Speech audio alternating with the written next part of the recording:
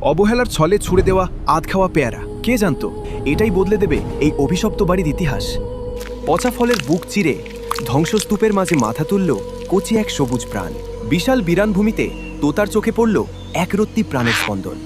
এই মৃত্যুপুরীতে নতুন অতিথি। শুরু হলো এক অসম লড়াই।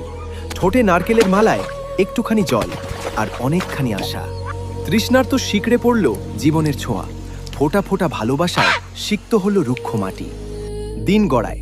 অতন্ত্র প্রহরীর মতো সে আগলে রাখে চারাটিকে। ঝড়ঝাপটা থেকে বাঁচাতে সে একাই ঠাল। অবশেষে এলো সেই দিন। ভূতের বাড়ি আজ পাকা পেয়ারার গন্ধে মাতোয়ারা। ফিরে পেল প্রকৃতির রূপ। হঠাৎ সুখের দিনে আধার।